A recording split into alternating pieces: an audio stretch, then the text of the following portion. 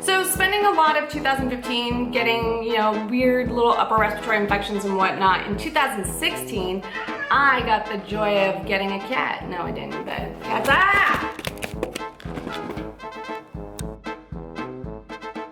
all the information and all the test results I have, everything, give it to her. I'm like, fix me.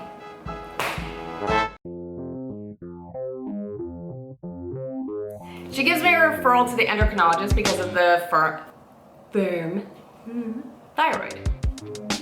She also is then concerned of another potential diagnosis. Now, this one was the first one where I went, aha, because it was the first one that would actually have explained every single one of my symptoms, and that is multiple sclerosis.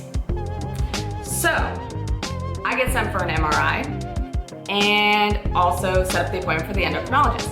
I do the MRI. I go see the endocrinologist. Now the MRI comes back, goes to my primary care doctor, and she goes through it and says, yeah, there was no sign of demyelation, it's not MS. And I'm like, well, not that I would be excited that it would be, but it would have been nice. It's been a year, kind of like an answer at this point. And I'm like, okay, so what do you think it might be? And she's like, have you been stressed lately?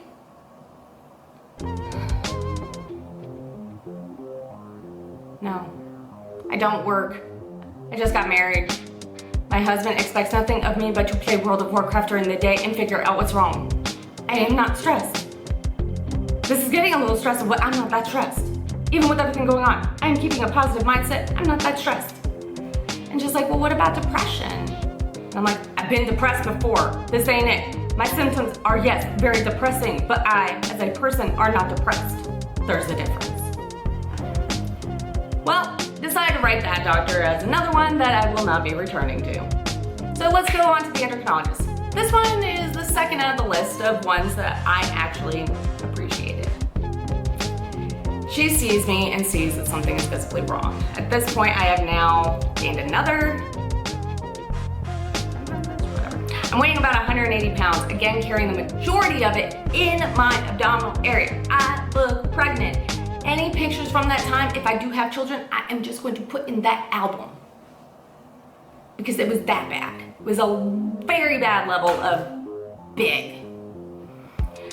So, the endocrinologist, what did she have to say? So, we ended up doing, I think, a scan or something with my thyroid. We took some blood work. Blood work didn't come back showing anything. That was one. Two, the thyroid, she said that there was mild scarring, but she said that that is appropriate for my age.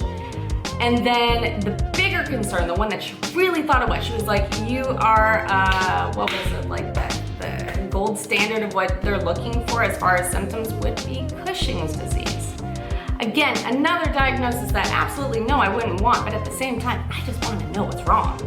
Now, if I remember correctly, and I'm so sorry if I messed this up, but I believe it's like when you have a tumor in the pituitary gland, it's causing all these issues. But again, it would have been another diagnosis that would have explained every single one of my symptoms.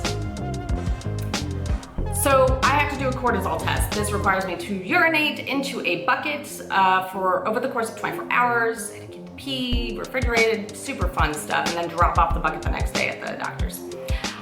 Pee in the bucket, do all that. My cortisol levels prove that I do not have Cushing's disease. And she genuinely, I could tell, feel bad that she didn't have an answer for me. Although relieved that I didn't have Cushing's, because that is not fun. She did feel bad, and I swear I respect this doctor so much for doing this. She Googled some of my symptoms, and she's like, maybe it's myalgic encephalomyelitis. And I'm like, what's that? She's like, well, it's also known as chronic fatigue syndrome. I'm like, what's that? And she's like, it's a thing we kind of don't know. But she's like, it really would explain a lot of what's going on with you. You know, maybe you can find a doctor that specializes in that.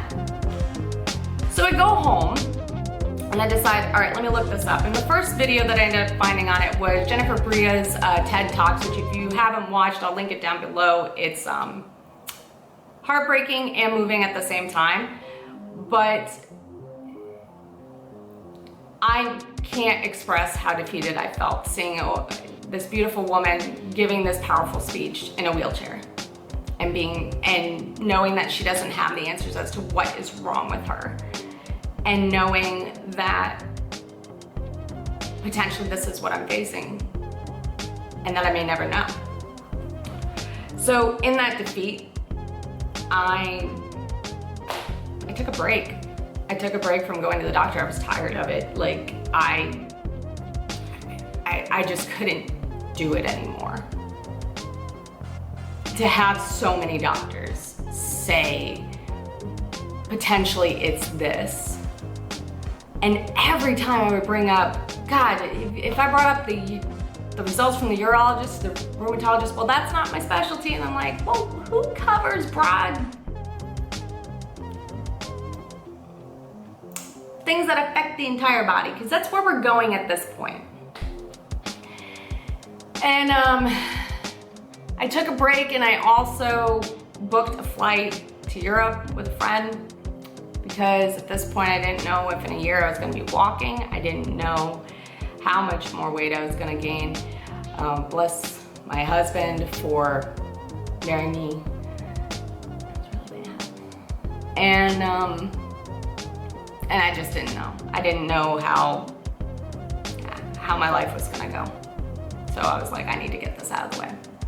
And I didn't have a lot of money, obviously, because it wasn't working. So I took a portion of my savings, took $3,000 in 15 days, and went to Europe. But right before I left, about a month and a half out for my trip, which would have been in the winter of 2018, January is when I left, Chris and I got in a fight in December, and it was pretty bad. It was me, basically, it was like arguing over who was supposed to do what, and me saying, well, I'm sick, I have this thing. And he's like, well, then go to the frickin' doctor, you have health insurance now. Because he's like, I can't take not knowing what's going on with you. And in all fairness, he wasn't wrong for blowing up. Because like I said, I was taking a couple months off and I wasn't really seeing doctors, but things weren't getting worse, weren't getting better, they were getting worse, and I was complaining a lot, and I was pretty damn difficult to live with, so. And I realized that my health is already kind of ruining my life. I don't really want to ruin my marriage too, so went back to looking up doctors. This time looking for a specialist in myalgic encephalomyelitis.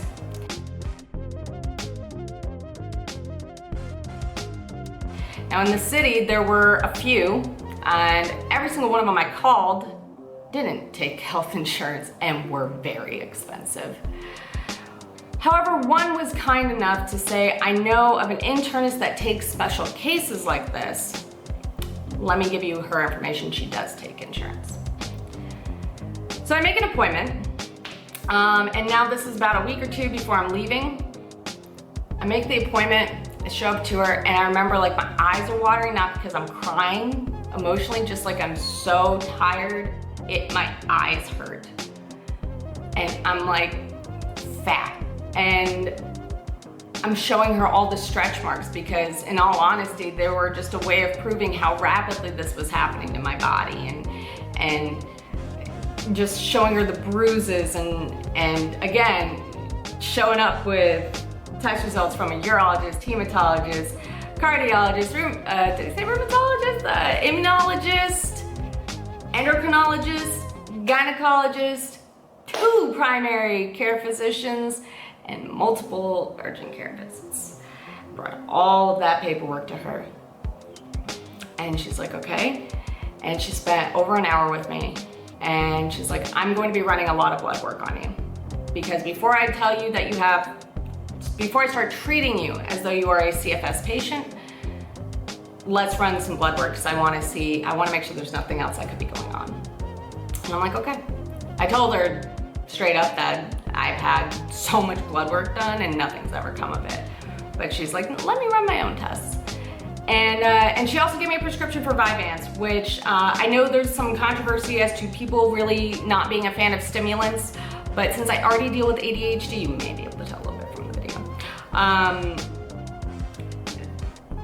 Having something to give me energy, especially when I was about to take what was potentially the only, well, so far it's been the only vacation I've ever taken, and could still be potentially the only vacation I've ever taken, I was able to walk. Hurt myself a lot on the trip because of it, because my body wasn't used to it. But I came back from Europe having lost 10 pounds and feeling pretty broken, but just spiritually relieved. And I made my follow-up appointment with her to get my test results. And they were quite interesting. So it turns out it wasn't stress, and it wasn't depression. It was two things. One, if you refer back to that time when Chris got me really, really, really sick, yeah, I got mono. So I contracted at some point Epstein-Barr virus, most likely during that time, because that was the sickest that I got, as far as, and it was still active in my system 2 years later. And to add to that, in 2015, most likely when I was working in Staten Island a lot, and I remember I was helping a couple people that did transportation with some deer, I contracted Lyme disease, and it was still active 2 years later. So now we knew. We knew what was going on. And this was huge. This was so huge. And it was also devastating. Because had one of those doctors, over the course of those 2 years, listened to me when I said where I worked, and had listened to me when I questioned its being potentially zoonotic, and had one doctor run the titers to see that I had Lyme, I could have gone on treatment earlier. I could have possibly eradicated it. But at this point, it has now been living in my body and harboring itself, and I'm a complicated case now because of it. So complicated, in fact, that when we decided to try and treat it, we started with the standard CDC treatment of 21 days of doxycycline. On the 10th day, I got some fun. I experienced what is known as Bell's palsy. I'm sitting in the car, and all of a sudden I immediately get vertical diplopia.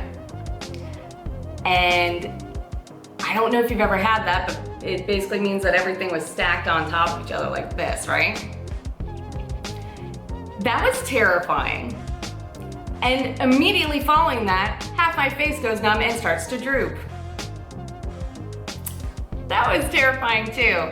To add to this, I'm on the way, it's Easter, I'm on the way driving back, well, Chris is driving me, from his family's house in Pennsylvania to New York City, and I'm having this massive attack of I don't know what, and I'm freaking out. Which I think was kind of fair. So I first call my doctor's office, which I know it's after hours, but I'm like, most doctor's offices do have an after hours nurse or a doctor that will either answer the phone or just call you back. So I leave a message. Then I call my stepdad and my stepmom. They're trying to Google it, figure it out, see if it's a side effect of the medication or what's happening. And I get a call back from the doctor. So the overnight doctor calls me saying, I tell him what's going on, and he's like, I'm concerned you might be having a stroke. He's like, just the symptoms are too close to what a stroke would be like. You need to get to an emergency room. So in the middle of New Jersey, because that's where we're driving through at the time, we have to just go to a hospital. And we go into the emergency room and we're explaining the symptoms. And that hospital, again, another situation where amazing, doctor-patient care. I have to give kudos to that hospital. However, I got put on a stroke code, which was terrifying. I've never been moved through a hospital so fast. And I'm like, and there's all these noises happening. Like, that's for me. I'm like, no. So anyway, turns out not a stroke. They do want to keep me overnight. Now, and they want to do MRIs in the morning. So I have to stay the night, to which my roommate didn't shut up, so I didn't sleep. And my neck starts getting really sore. Everything, just so you know, was affected on the left side, and my neck starts getting very sore. And I complained to a nurse about it. She tells the doctor, now the doctor's concerned I have meningitis. So I get put on a ton of antibiotics because they're like, we'd rather test you first now, or not test you, but we'd rather just start treatment now and test you tomorrow kind of situation. So I get put on all those drugs. Discover I'm allergic to vancomycin. Yeah.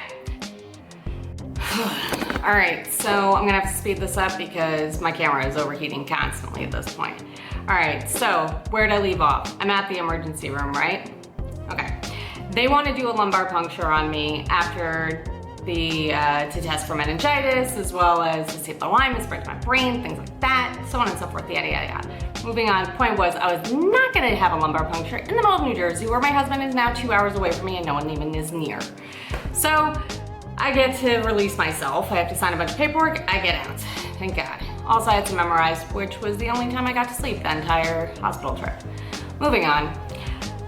Talk to my doctor. She's like, all right, I want you to go to NYU. I'm gonna have a specific neurologist set up for you to follow up with afterwards. I'm gonna let him know about your case right now, and you're gonna have to get the lumbar puncture. I'm like, okay, fine, whatever. So here's how lumbar punctures work. I did pack a bag to bring, potentially if they made me stay overnight, but most likely they were not going to. Because you're only supposed to just go into the emergency room, they do the lumbar puncture, yada yada, and then you leave, and you go home. Well, of course it couldn't be that easy for me. No, first off, I had a doctor who decided to, I had to go through everything with her. Mind you, I didn't have all the paperwork with me at this point in time, so I'm just trying to tell her everything that's been happening and all of this stuff. And she ended up saying, because I had witnessed my mom have a seizure, she's like, do you think maybe, the brain is a very powerful thing, that maybe you just, made it happen? I'm like, I knew. I did not just imagine, like, can you not see my face? It's a little messed up right now. It was drooping, but only slightly. I had no vision in the upper left quadrant of my eye. I was like, this shit's weird. So whatever, moving on. We go to do the lumbar puncture, to which, in a New York City hospital, I was the loudest person. What's happened is known as a traumatic lumbar puncture, to which when I said, please stop, I can feel all of the things you are doing, because they can't actually numb your spine, they can only numb the area, but it shouldn't be painful. And they didn't. And then they hit a specific nerve that kind of reminds me of like when you have a certain nerve pain in your tooth, except it was my back. And then all of a sudden I lost feeling in my leg, and I blew up, like, get GTFO, bye Felicia, out the door, get out of here, I'm sobbing. They gave me so many drugs and made me stay the night. I didn't sleep yet again. The next day I had to go and have a guided lumbar puncture, because now I'm considered a complicated case with my spine. For some reason they just could not get any CFS fluid out. That being said, wheeling me up to the guided lumbar puncture, I was sobbing uncontrollably, begging them to not do it. I'm like, I don't care, whatever it is, just let me die at this point. That pain was so bad. And the doctor was very nice. He spent 2 hours, 2 effing hours, putting in the needle a little bit, looking at it through an x-ray machine. And if I felt anything, he would pull back out. They would try to numb up the area as much as possible. It took so long, and mind you, this has to be such a highly sanitized area to do this. It took so long that I was allowed a bathroom break, which meant that everyone had to like re-gown up afterwards and everything, but I really had to pee, and he was very nice.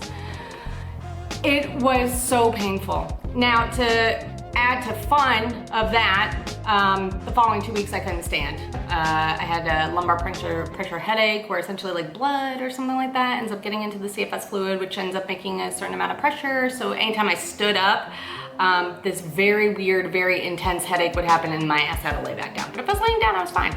So for 2 weeks, I ate a lot of takeout and laid on my back a lot. And then we get the results, to which I have no sign of infection, but I have what is known as ugliocolonical bands. I really hope I pronounced that right. And I had 3 of them. If you have one, it's okay.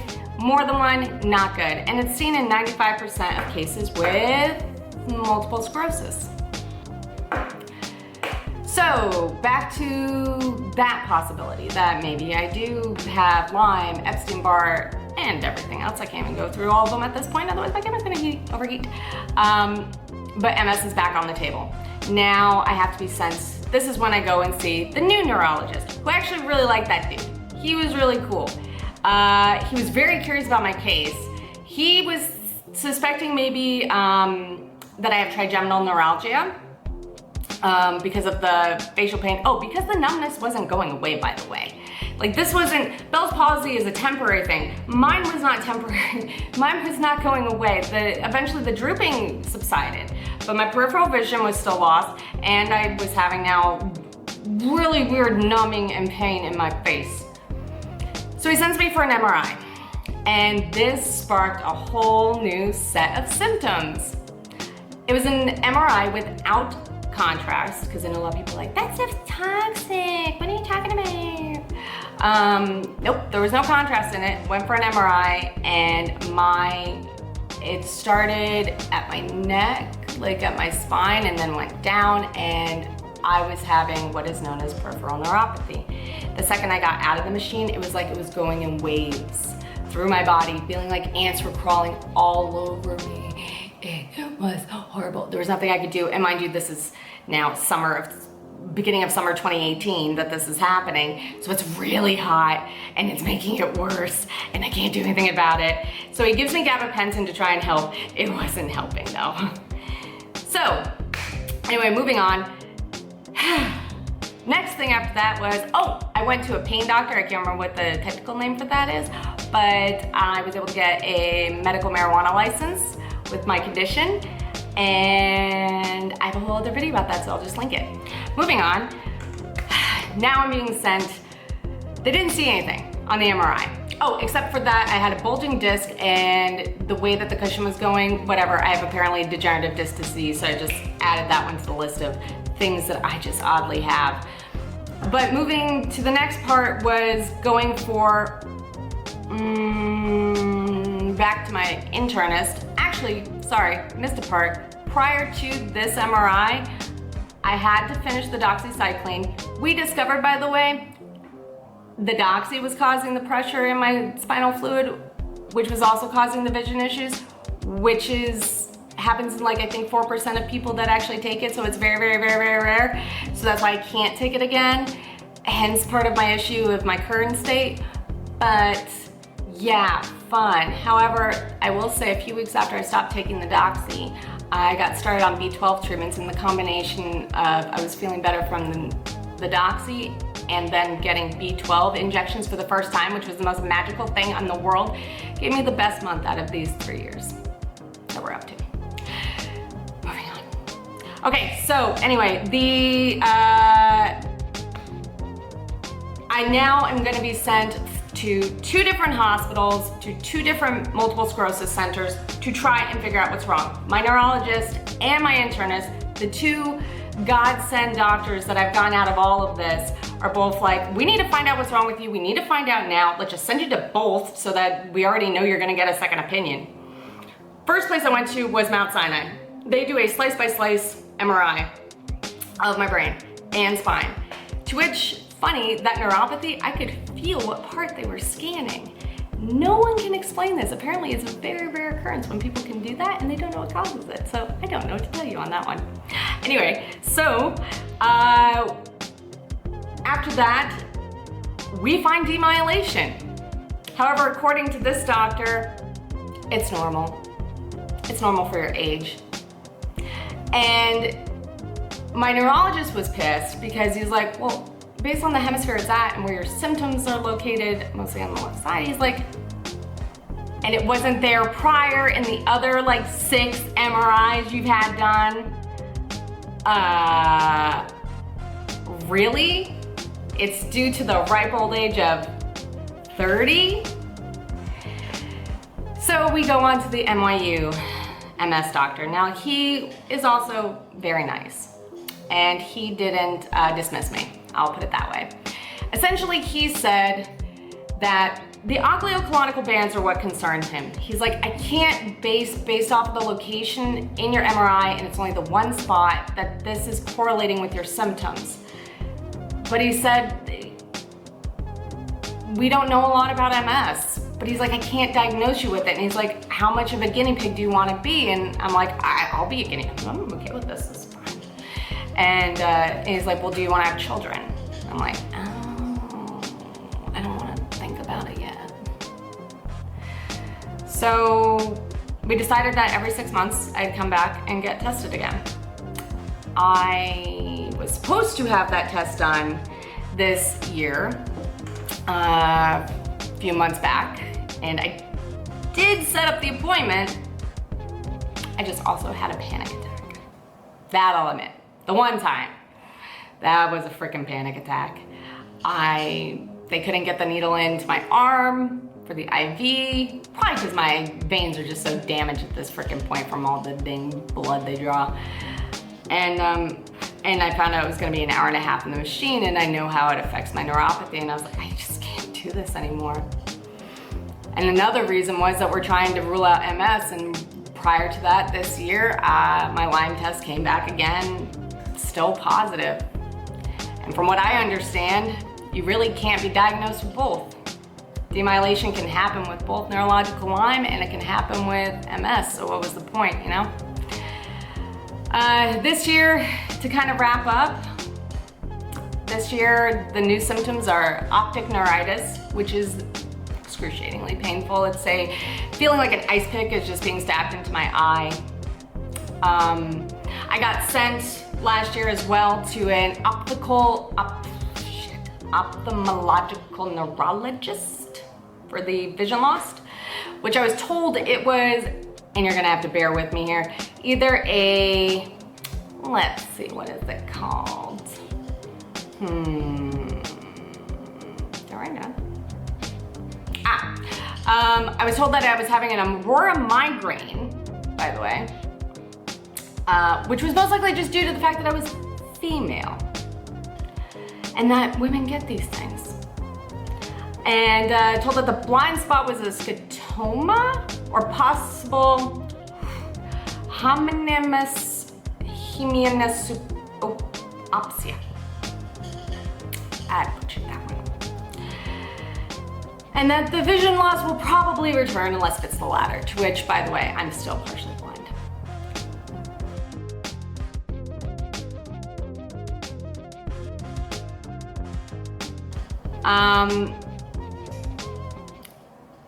The optic neuritis is new.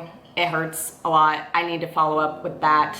Also got sent to an ENT because I also partially lost some of my hearing, told I had tinnitus and not to play loud music. And then acute transverse myelitis for why I can't walk as well, and that's where I'm at. So anyway, so if you made it to the end of this video, then God bless you, because it's a doozy. But I'm hoping, there's a couple things I just want to note. Some of the things that were said to me, I don't think a man would have been told. But even aside from that, you know, I get it all the time, but you don't look sick. And I really hope that you listen to all the things that I've said, because I'm going to now list, I think it's 18 or 19 diagnoses that I still currently carry, technically, until none of them have been officially ruled out. And this is my life now. I currently don't have health insurance, so I can't really keep up at the moment with all the doctor's appointments I should be going to, but I will once I have it again. And I just hope that if you do watch this video and you did make it this far, one, hit that like button, but more importantly, know that you need to be your own health advocate. Because you know your body better than anyone else. You know when you're stressed, you know when you're depressed, you know these things. Sometimes you may need someone to help guide you or bring awareness to something you may be going through, but a lot of it, when you have strong physical symptoms that are new, you have to go to a doctor, and sometimes you have to go to 13 doctors. And just keep pushing until you find the right one, until you figure it out, and until it gets better. And until then, that's what I'm gonna keep doing. So for now, I'm Beta.